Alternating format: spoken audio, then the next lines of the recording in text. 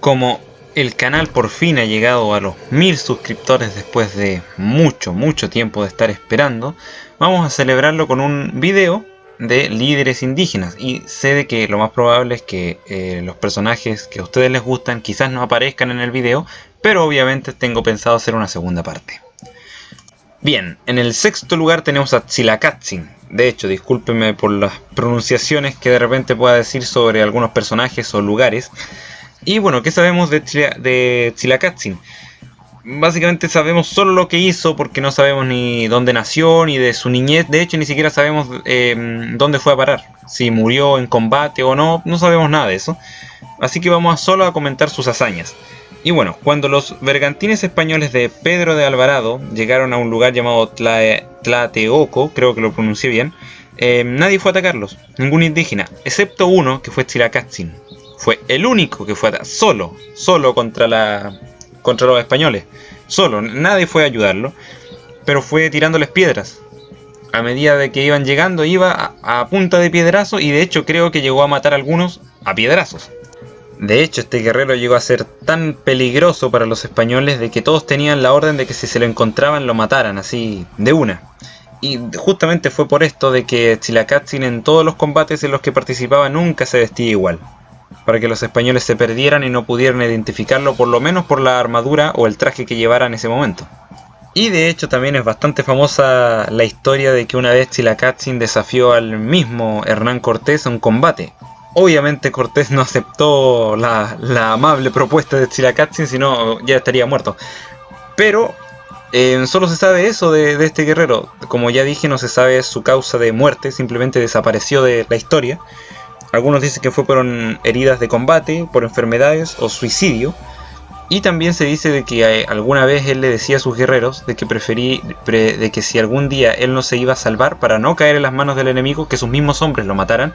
Y de hecho se cree de que fue esta la razón de su muerte o de su desaparición en la historia. Y obviamente también está la posibilidad de que haya muerto en combate. Y en el quinto puesto tenemos a Sicumba, un personaje bastante desconocido incluso en su propio país. Bueno, Sicumba nació en el año 1480 en lo que hoy sería Honduras, y era cacique o rey del pueblo Tolupán. Y las crónicas españolas en una parte hablan de él de la siguiente manera: dice, el que ha hecho a los cristianos todos los daños. Y bueno, ahora vamos a ver por qué es que se lo describe así en las crónicas españolas. Bueno, él se le atribuye la destrucción del poblado de Navidad. De hecho, se dice de que lo redujo a cenizas. Ni siquiera dejó carbón, no, dejó cenizas. O sea, Navidad no existía. También se le atribuye de que unificó las poblaciones del Valle de Sula y se enfrentó a los españoles en la batalla de las Canoas, que es el hito más importante de su vida. Y también porque fue un combate bastante importante en toda esta historia de su rebelión. Y bueno, ¿qué ocurrió? Resulta que Sicumba había recibido 50 canoas que venían de Yucatán, a las cuales les puso obviamente a sus guerreros, pero al mismo tiempo los españoles venían con sus canoas, que venían acompañados con indios amigos, indios aliados de los españoles, pero sus canoas estaban con artillería y arcabuces. Entonces obviamente cuando se enfrentaron, aun cuando los españoles tenían menos canoas, ganaron. De hecho, se cree de que Sicumba murió por una herida de bala de arcabuz, justamente por esto mismo, porque aunque los españoles tenían menos canoas, lograron ganar por su superioridad por las armas de fuego. Pero como Sicumba murió en combate, obviamente también murió la rebelión junto con él. Y en el cuarto puesto tenemos a Rumiñahui. Bueno, Rumiñahui nació en el año 1482 en Píllaro, en lo que hoy sería Perú, pero en ese tiempo era el Imperio Inca. De hecho, él pertenecía a la nobleza de ese imperio, del Imperio Inca, y su apodo era Ati, que significa vencedor o invencible. Y cuando su padre murió, su padre era Huayna Capac, le juró lealtad a su hermano Atahualpa. Y bueno, después llegaron obviamente los españoles, se produjo toda la historia que nosotros conocemos del secuestro de Atahualpa y finalmente la muerte de Atahualpa. Bueno, cuando murió su hermano, cuando murió Atahualpa, empieza a formar el ejército, empieza a formar la venganza por su hermano y la resistencia indígena. Pero, ¿qué pasó? finalmente, así como en resumen, los ejércitos de Rumiñahui con los ejércitos españoles chocan y se forma la batalla. Y cuando Rumiñahui estaba a punto de ganar, explota el volcán Turgurugua, ¿así es? ¿Sí? Yo dije que me disculparan por la pronunciación. Pero la cosa es que este volcán erupciona y sus guerreros creen de que es una señal de los dioses de que estaban enojados por lo que estaban haciendo y corren, arrancan.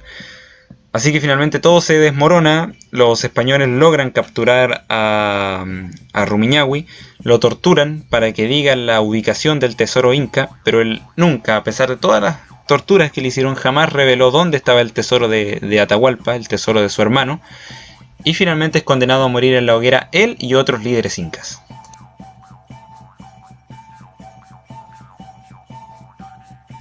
Y en el tercer puesto tenemos a Enriquillo o Guarocuya. Ya saben de que me cuesta un poco esto de la pronunciación, pero bueno, por eso discúlpenme.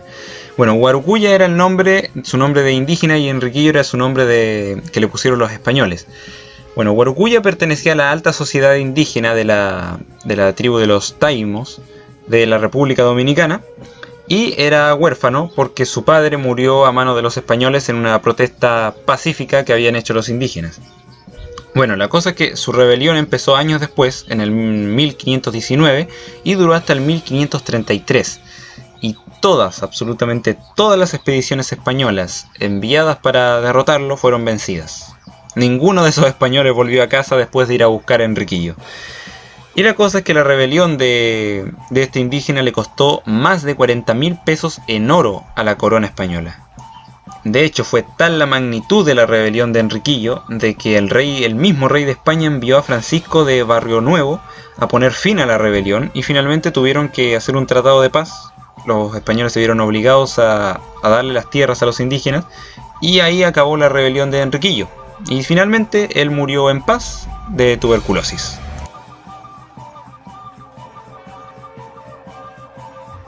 Y en el segundo puesto tenemos a Atuey.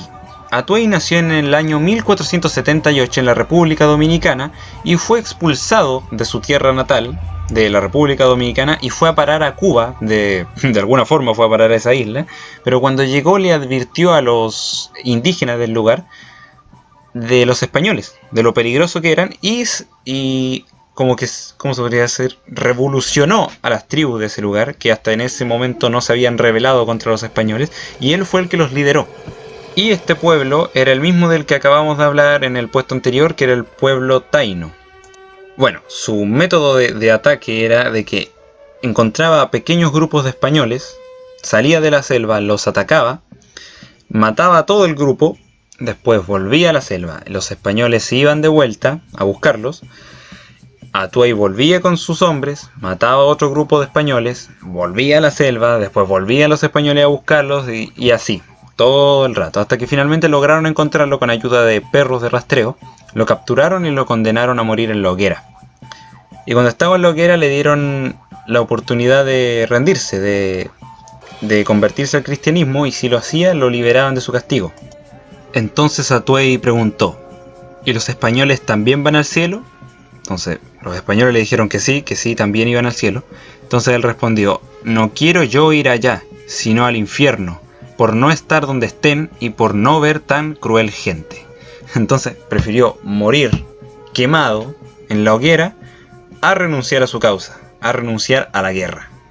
Y por esa determinación es que está en el segundo puesto del top. Y en el primer puesto, ya era de esperarse quizás de muchos, es que estuviera Lautaro.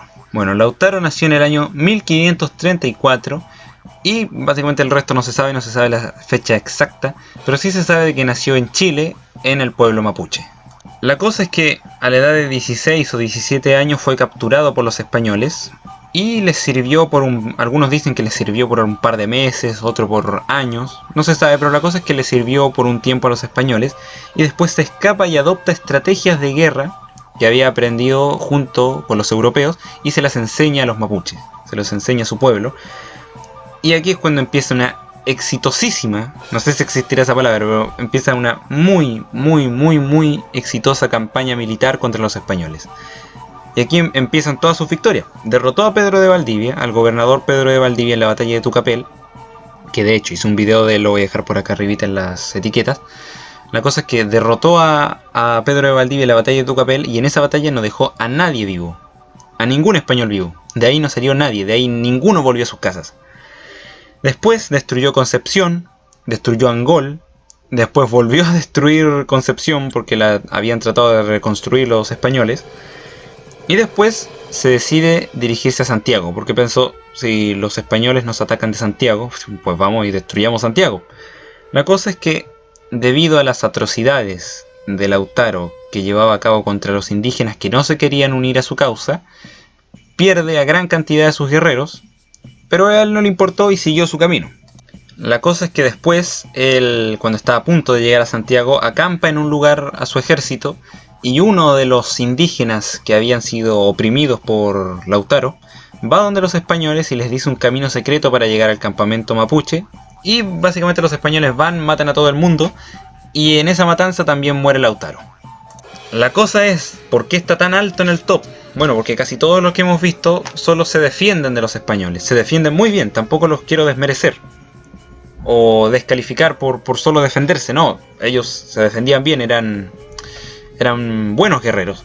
Pero Lautaro, además de ser inteligente, él no solo se defendió, sino que dijo, bueno, entonces ahora que ya nos defendimos, ataquemos los más fuertes de lo que ellos nos atacaron. Y eso fue lo que quedó para la posteridad. De hecho, la logia lautarina se llama logia lautarina justamente por él, donde ahí estaba San Martín, O'Higgins y todos los libertadores famosos que nosotros conocemos. Y básicamente por eso, por sus logros y su legado, por decidirse a atacar a los europeos, que fue algo que muy pocos hicieron y muy pocos se atrevieron a hacer. Bueno, ese fue el video entonces, gente. Gracias por verlo. Suscríbanse al canal para que lleguemos a ser más de 1000. Igual, genial que hayamos llegado a los 1000 suscriptores. Hace mucho tiempo que lo estaba esperando, para que toda esta información llegue a más gente. Pero eso, gente, nos vemos el próximo miércoles. Chao, chao.